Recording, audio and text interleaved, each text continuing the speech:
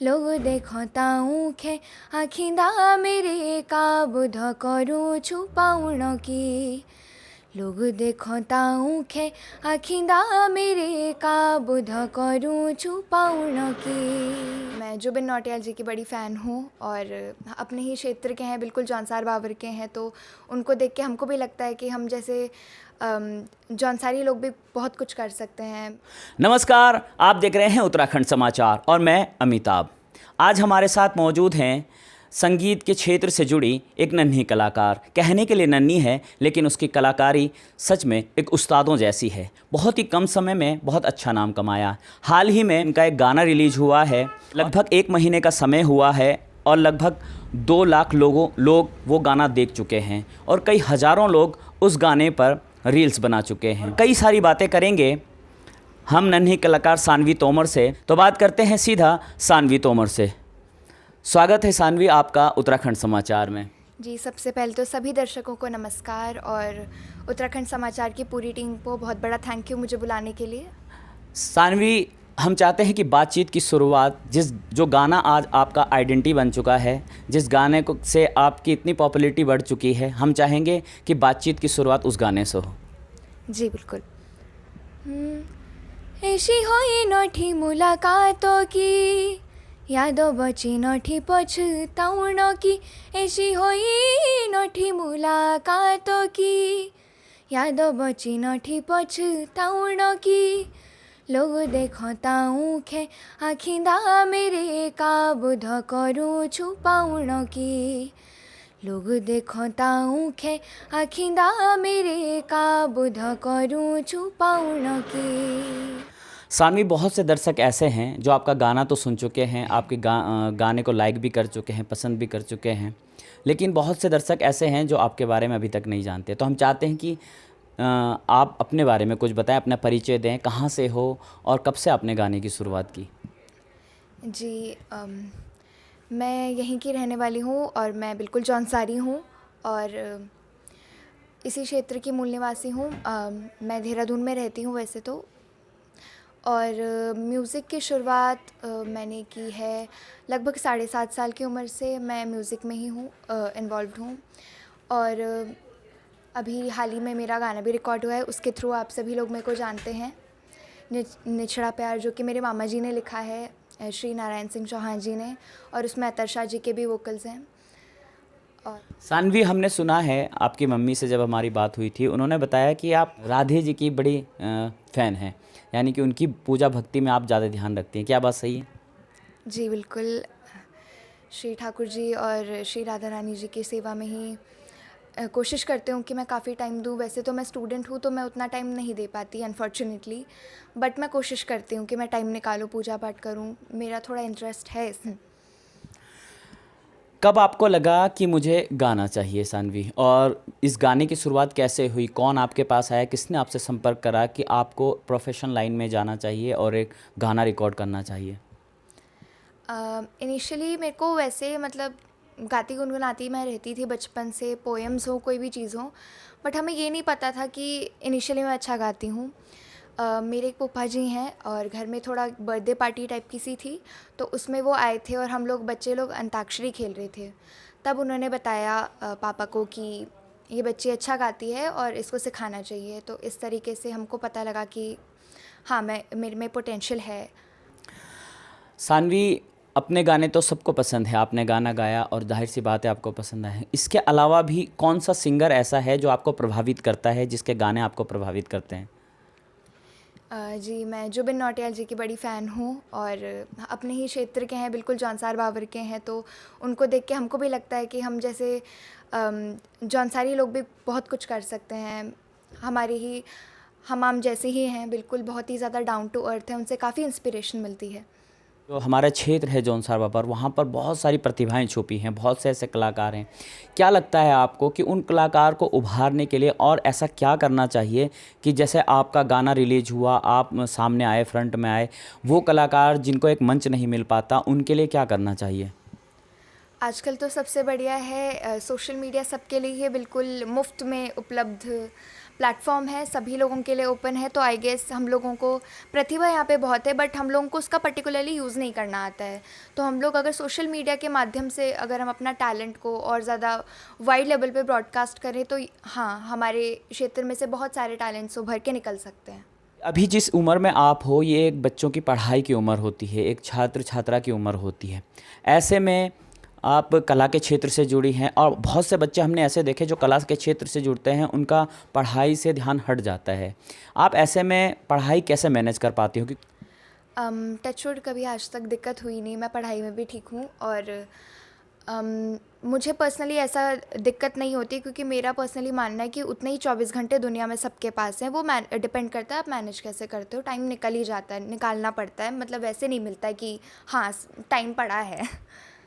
आपको घर से कितना सपोर्ट मिलता है? मम्मी पापा दोनों का सपोर्ट मिलता है या दोनों में से कोई एक ये बोलता है कि नहीं पहले पढ़ाई में ध्यान दो बाद में करेंगे, ऐसा कुछ है?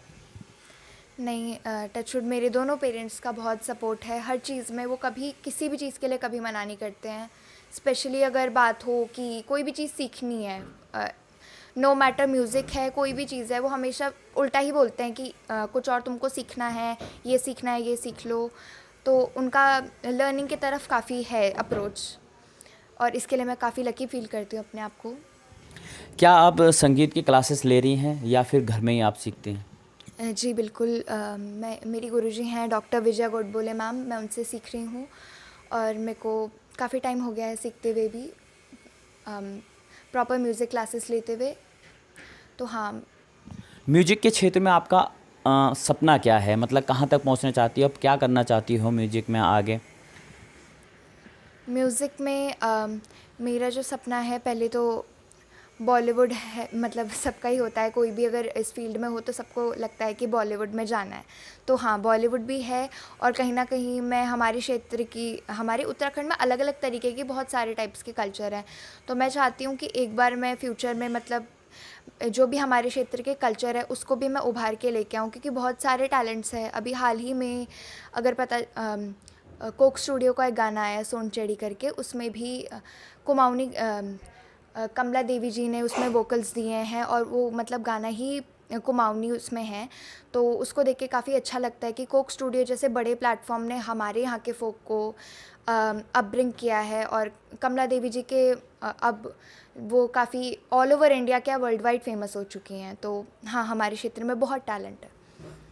आपने कहा जुबिन नौटियाल आपके आइडल हैं और चाहेंगे कि उनका एक पसंदीदा गाना जो आपको बहुत ज़्यादा पसंद हो। जी, कल रास्ते में गम मिल गया था, लग के गले मैं रो दिया, जो सिर्फ मेरा था, सिर्फ मेरा, मैंने उसे क्यों खो दिया। हम नवा मेरे, तू है तो मेरी सांसें चले, बता दी कैसे मैं जीऊँगा तेरे बिना। शुरुआती दौर है और बहुत छोटी उम्र में आपको एक प्लेटफॉर्म मिला है, आपका गाना रिलीज हुआ है। बहुत से कलाकार ऐसे भी हैं जो मेहनत करते करते उनको एक प्लेटफॉर्म नहीं मिला है और वो हताश हो चुके हैं। ऐसे कलाकारों को आप क्या संदेश देना चाहोगे? उनके लिए मेरा एक ही मैसेज है कि अगर आपको कहीं से भी कुछ भी अप्रोच नहीं मिल रहा है, पहले तो अपनी कोशिश करते रहो, हार मानने से कुछ नहीं होने वाला। और अगर आपको कहीं से भी अप्रोच नहीं मिल रहा है तो सोशल मीडिया एक बहुत बढ़िया प्लेटफॉर्म है। आप कंसिस्टेंटली उस पर अपलोड कर सकते हैं अपने वीडियोस, कहीं ना कहीं से आपको अप्रोच मिलता ही है सोशल मीडिया। क्योंकि अगर आप ऑडियंस की बात करो, ऑडियंस अनबायस्ड होती है।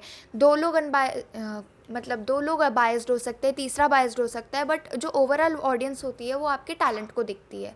तो ऑडियंस कभी भी बायस्ड नहीं होती है। तो मैं यही मानती हूँ कि अगर आपको कहीं से कुछ भी अप्रोच नहीं मिल रहा है, सोशल मीडिया आपके लिए बहुत बढ़िया प्लेटफॉर्म है। सानवी, अभी तो आपकी कम उम्र है, लेकिन अभी कौन कौन सी उपलब्धियां हैं जो आपने म्यूजिक से हासिल की है?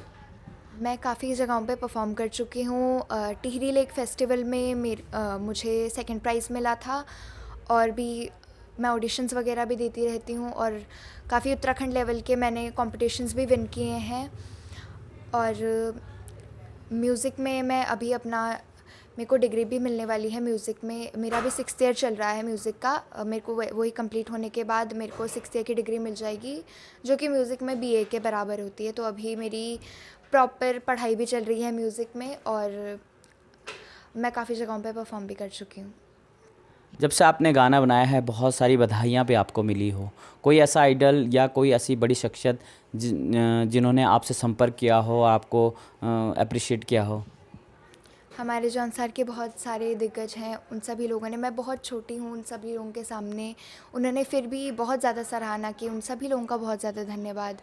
इनमें श्री सीताराम चौहान जी हैं, फ़कीरा सिंह चौहान जी हैं, बहुत सारे लोग हैं। उन्होंने बहुत ज़्यादा कमेंट्स में भी बहुत अच्छे उन लोगों ने संदेश दिए हैं, जिन्होंने मुझे काफ़ी ज़्यादा प्रोत्साहित किया है।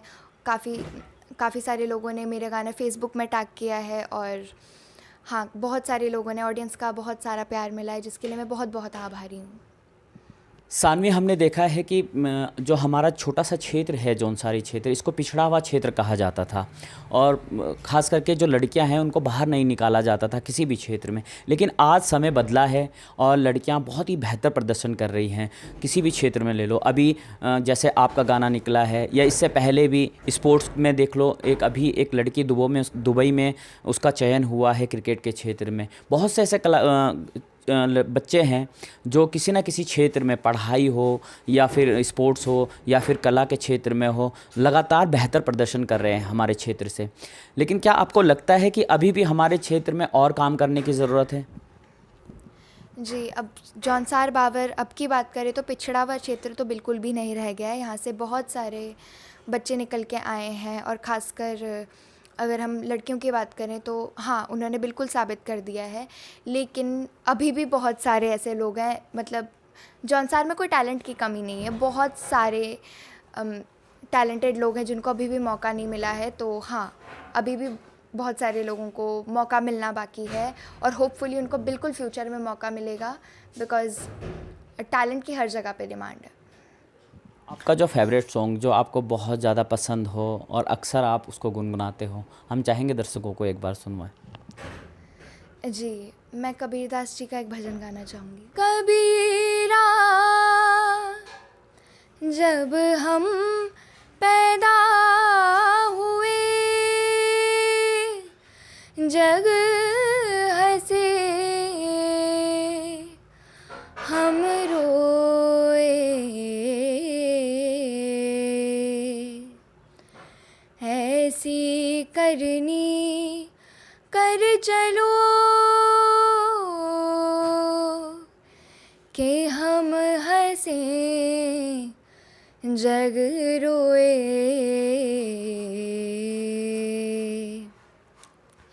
चदरिया झीनी रे झीनी, चदरिया झीनी रे झीनी, के राम नाम रस भीनी, चदरिया झीनी रे झीनी। सानवी, क्योंकि आपका रुझान भक्ति की ओर है और आप भक्ति रस में अक्सर डूबी रहती हैं, क्या आपको लगता है कि भक्ति में संगीत बहुत ज़्यादा हेल्प करता है? जी, भक्ति की भाषा ही संगीत है। अगर आप मीराबाई को देखें, हमारे जितने भी कृष्ण भक्त हुए हैं आज तक के, तुकाराम जी हैं, नामदेव जी हैं, इन सभी लोगों ने बहुत बड़े बड़े भजन लिखे हैं, तुलसीदास जी हैं। तो कहीं ना कहीं अगर हम जो हमारे टाइम का जो बेसिकली वैदिक पीरियड की बात करें या उससे आगे के पीरियड की बात करें, जिसमें भक्ति का बेसिकली प्रचार हुआ है, तो मेन माध्यम जो है कविताएं, भजन, जो हमारे वाचन की जितनी भी कलाएं हैं वो सभी रही हैं। तो भक्ति जो है काफ़ी हद तक संगीत से रिलेटेड है। तो ये थी हमारे साथ नन्ही कलाकार सानवी, जिसने बहुत छोटी उम्र में बहुत अच्छी पॉपुलैरिटी हासिल की है, बहुत ज़्यादा प्रसिद्ध हो चुकी है हमारे क्षेत्र जौनसार बाबर में। फिर से किसी शख्सियत के साथ आपको रूबरू कराएंगे, तब तक के लिए नमस्कार।